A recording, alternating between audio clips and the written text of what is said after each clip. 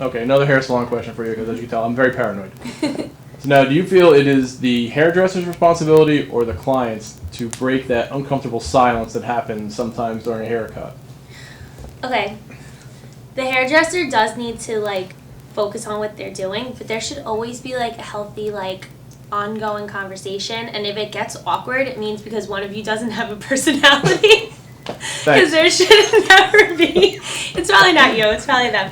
But the hairdressers, it's their job to, like, make you feel comfortable and talk to you and, like, make you feel like you're welcome. So whether it's talking about, like, movies or, like, your family or where you live or how you heard about the salon, anything to get them, like, going and rolling, make sure they're talking about themselves a lot because then you have a lot to say. So now, how different is the Tracy that we see on Jerseylicious compared to the Tracy in real life?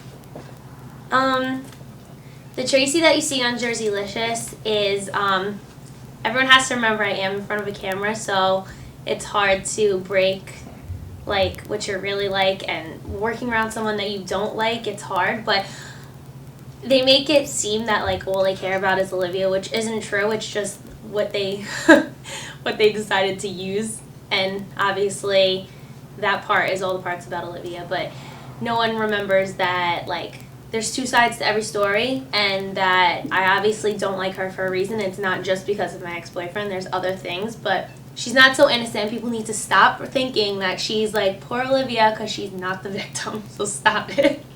But yeah, I am a little bit of a bitch, and if I don't like you, it's because you've never done anything to prove to me that you're deserving of my friendship, and before I like you, I don't like you, so. So now, were there any scenes that you were involved in that didn't make it on the air that you wish they did? Oh my gosh, yes. There is a scene that I took Gigi to go get a wedding dress, not because she was getting married, but just because, like, it's so much fun trying on dresses, and I don't know if they're going to use it or not, but I think it may have gotten cut, which is so sad because it was such a funny part, and I, like, broke down crying because we realized, like, how pretty we looked and how bad we wanted to get married, and yeah, it was really funny. I don't know if they're going to use it or not, but it's really, really great, and I hope they put it up online, if nothing else.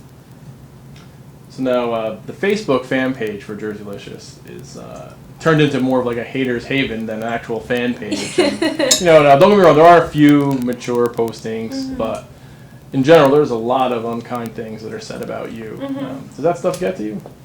I have a really thick skin in what people say about me. I usually don't let other people's opinions affect me because I really couldn't care less. But it's easy for people to sit behind a computer and talk about you, but to be the person that everyone's talking about on the other end is, like, it's not hurtful because, to be honest, like, those people are not where I am, because if they were where I am, then they wouldn't have been saying things about other people. Like, I'm never the person to be like, oh, Heidi and Spencer, they're the villains, and write horrible things about them online. I would never, ever do that, but I guess some people are really immature, and obviously people are welcome and entitled to their own opinion. You want to be Team Olivia, that's fine. Like, that obviously you see something that I don't see, but whatever. But there's no reason to be like, Tracy's ugly, Tracy's fat, Tracy's this. Like, it's so unnecessary, and the people that are writing those things are horrible to look at in their defaults, which is so funny to me because they are very, very headstrong and able to talk about me behind a computer, but they would never say it to my face, so. Or some of them don't even have a picture. Yeah, oh my god, a lot of people don't even have pictures, and it's like a blank gray screen, and I'm like, really? And you have the nerve to sit there and talk about me? But whatever. Everyone's welcome to their own opinion. I really don't care, and to be honest, what I think about myself and what my friends think and my family thinks is all that matters, so. Thank you to the Team Tracy fans. So what type of impact has Jerseylicious had on your life since it started? Jerseylicious has turned my life, like, upside down. I was at the mall the other day, and some girl was taking a picture of me on her camera phone, like, as the escalator was going up, and I was like, oh my god, this is insane. I got, like, bombarded by a bunch of 14-year-olds at the Mac counter, like, it's people after people. I mean, they're all fans, and if they love me or hate me or act like they like me, it's in person, it's alright, like, I don't care. As long as you're watching the show, really. I only started the Team Tracy, Team Olivia thing to, like, have people talk about something. It wasn't the producers who started that, so don't think that they're like, why would anybody do that? It was me, because I know that people love having Team Edward, Team Jacob things, or whatever it was, and they love all that weird stuff. So whatever, I figured do it. And if you love me or hate me, it really doesn't matter, but I just hope everybody's still watching. So now you've cut hair in North Jersey, and the Gatsby is in Central Jersey. So do you think there's a difference in the clients that are in North Jersey as opposed to the ones in Central Jersey?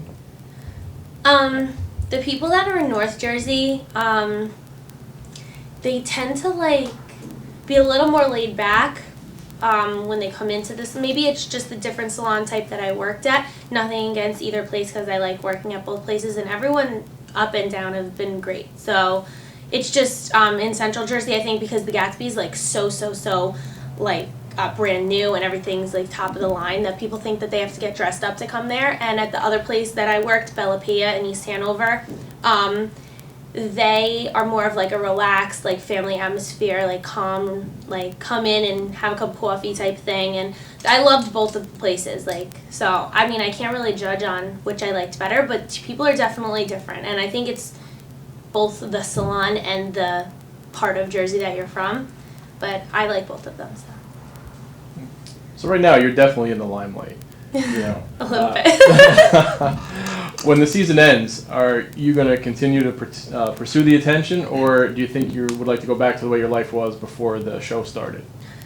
I would be really excited if we got a season 2 for Jerseylicious, and I think based on how ratings are going right now that it may work out for all of us, and I think all of us would love to do it again, because even though I'm not one of the most loved characters, we're kind of just getting a point. It wasn't really to make friends, or it wasn't to show people like what Jersey's like or what it's not. Like, it's more of to show off our talents, and if people don't like anything about me, as long as they can see like how I do hair and how much I love it, and I don't regret doing this at all, and I love every attention about it, either bad or good. It really doesn't matter to me.